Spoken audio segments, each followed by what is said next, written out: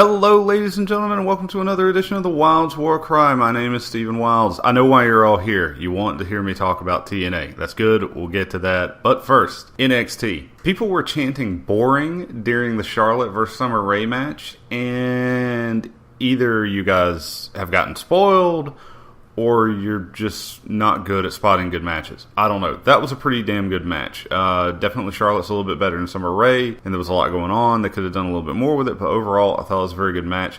But that's just kind of disrespectful. NXT is where the good diva action really is right now. But on that same point, people were chanting CM Punk during the AJ and Paige segment. Honestly, it's kind of disrespectful. No, it's not kind of. It is disrespectful. Those two are out there trying to put on a good show. They're trying to do the work. And just stop chanting CM Punk. Don't be knuckleheads. I ask three things of wrestling fans. Don't be an asshole. That's number one. Don't freak out. Wait for the rest of the information. That's number two. And try to be respectful of what these people are doing. That's number three. And I know that last one's a little bit hard, but try. Okay? That's all I'm asking. If you haven't seen Kalisto wrestle, he's a lot of fun. They had a really good team up between him and Hunico / Sin Cara, and honestly, it's a pretty good match. I'd like to see what they can do more with him. I think he actually had a better showing when it was him and Ricardo Rodriguez as El Local. But, you know, we'll see what they do with him in the future. If someone like Kenta and, you know, now we have Prince Devitt coming in, I think they'd be a good matchup against him. WWE probably won't do that, though. I'm very much looking forward to them dropping the ball with both of those people. Kenta may probably end up as a trainer by the end of next year. I'm just a guess. But anyway, SmackDown. I really like the Usos match against Rybaxel.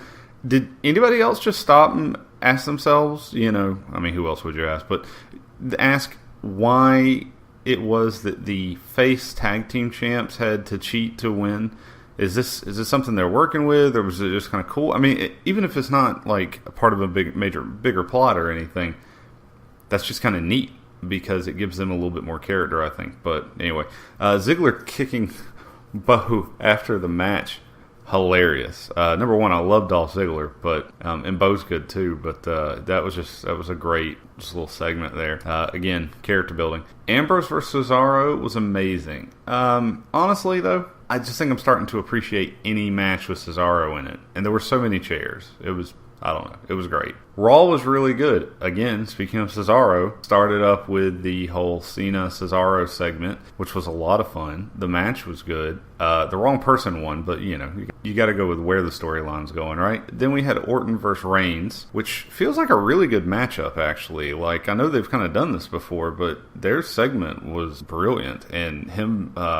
you putting him through the table and everything, I was in. I'm sold. Jericho versus Rollins was fun. I hated there wasn't a more proper ending. It was a good match. I've always said Jericho for the fact that he's a part-timer and, you know, that he's been doing this for a while. He comes in and he puts on an amazing show. Brie Bella and Stephanie McMahon segment. It was great. I mean, there was a lot of really good high points to it. It was a lot of fun. I don't know why they keep throwing the microphones down. Someone should remind them that those things are kind of expensive. But other than that, there was a lot of really good stuff going on. This is the second end of Raw in a row that's kind of surprised me. Not this, you know, last time it ended with a promo and there was no confrontation. And this time we had a little bit of confrontation. And that was good confrontation, right? But this ended on a Divas segment. I want you to think about that for a second. And that's pretty cool. But Raw overall was actually a pretty damn good show. I have to give them credit. They really kind of rocked the house with that. So, on to what you're here to hear about. TNA this week actually had a pretty good episode.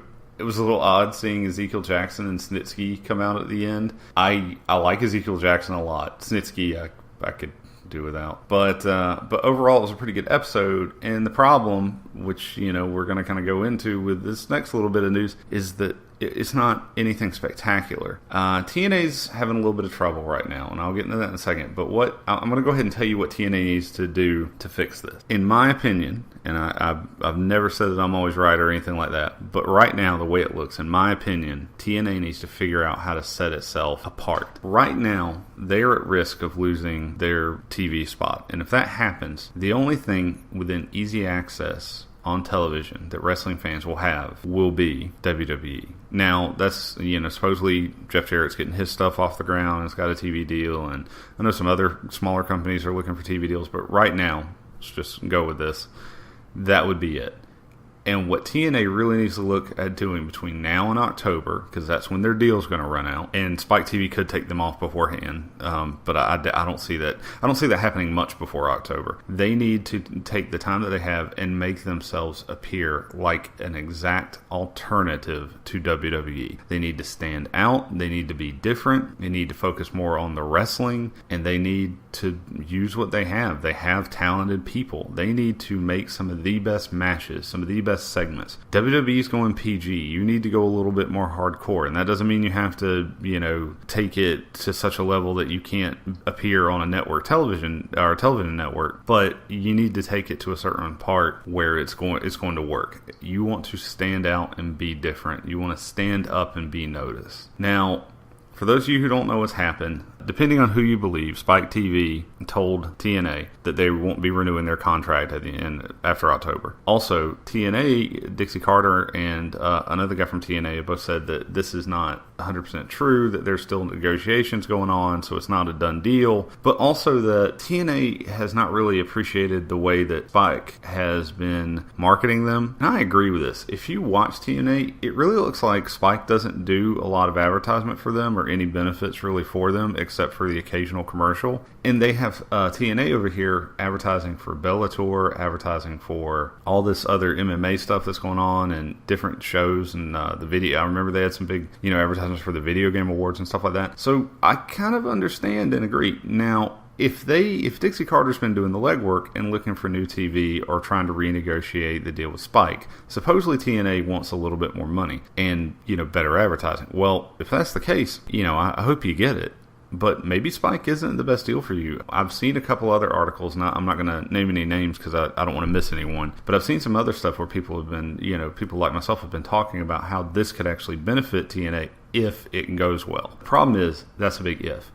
Now, I'm not saying that TNA is going to fall. And I think all of the people coming out of the woodwork and saying that TNA is going to fall, you're bad wrestling fans. You shouldn't want TNA to fall. I don't know why you're hating on it, but trust me, you don't want to have a world where it's just WWE, okay? I think this is a good alternative. I think they can spin it into a good alternative. The problem is, if the Spike TV deal does fall through, or if too much negative press comes, people are going to start jumping ship, and that could cause a lot of problems. That could actually lead them to a downward spiral. Or if for some reason Spike doesn't work with them, they lose the contract and they can't find another network to go to. The only other thing I think could be a really big issue is if the Carter family just decides, hey, it's been fun, but this has been too much trouble. Let's go ahead and back out. And I don't think Dixie Carter wants to do that, but unfortunately, her parents have some say in this as well. So we'll see how that goes. But like I said, don't be a bad wrestling fan. Don't hate on this company and hope it falls. If this is going to happen, we want it to happen a certain way. We want it to happen where it's going to be better for the business and better for the fans. Right now, WWE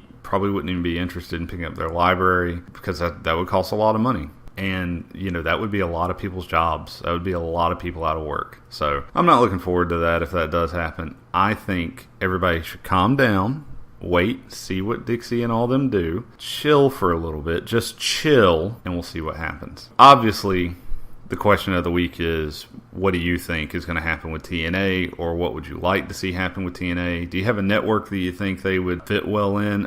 Please don't say ESPN or Fox 1 Sports. I've already heard those, and no, that's not going to work. Anyway, until next time, this has been the Wild War Cry. If you have any questions, comments, or whatever, you can find me on Twitter at Stephen Wilds. You can leave a comment on the YouTube video here or on the site itself. Have a good one.